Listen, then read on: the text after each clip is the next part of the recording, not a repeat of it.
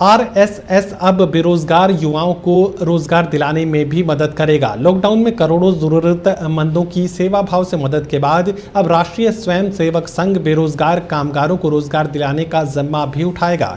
इसके लिए बड़े स्तर पर कार्य योजना भी तैयार की गई है। खास बात यह है कि इसके तहत लोगों को कौशल विकास प्रशिक्षण के जरिए हुनरमंद भी बनाया जाएगा। इसके साथ ही उन्हें सब रोजगार के लिए तरह तरह की मदद दी जाएगी। देखिए मेरे सहयोगी अनमोल कुमार की ये रिपोर्ट।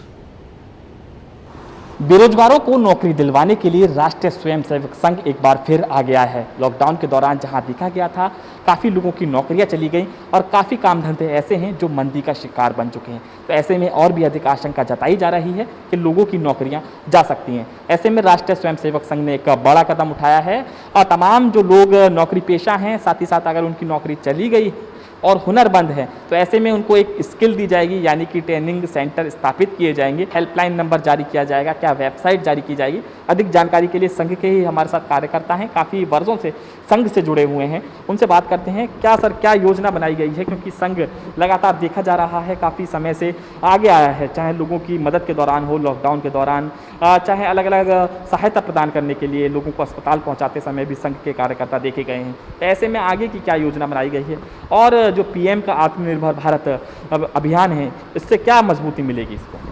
देखिए, संघ ने जब से लॉकडाउन शुरू हुआ है, 22 मार्च से लॉकडाउन शुरू हुआ है, 25 मार्च से संघ की तरफ से लगभग 15-20 लाख लोगों को पर डे खाने की व्यवस्था कराई गई।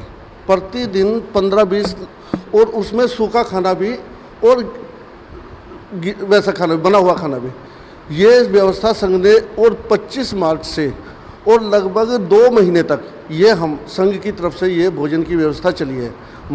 उसमें माता मंदिर झंडेवाला, वहाँ से भी भोजन बन के आया है और लोकल कार्यकर्ताओं ने भी ये भोजन बनाया है और वितरण किया है। लोकल लोगों ने सूखा भोजन भी, जिसमें आटा, दाल, चावल, गेहूँ वगैरह, ऐसे लॉकडाउन के इसमें दिल्ली की बता रहा हूँ, वैसे तो पूरे देश में ही संघ के स्वयंसेवकों ने इस कार्य को किया है, लेकिन दिल्ली में लगभग 15-20 लाख लोगों को प्रतिदिन सूखा राशन और खाने की व्यवस्था संघ की तरफ से की गई है। इस लॉकडाउन के अंदर हमने जो बेरोजगार हो गए कार्यकर्ता, काफ़ी फैक्ट्रियाँ बंद हो गई, कंपनियाँ बंद हो गई, उनके लिए उनको कुछ अलग से स्वरोजगार, आत्मनिर्भर बनाने के लिए संघ ने कुछ योजनाएँ बनाई हैं।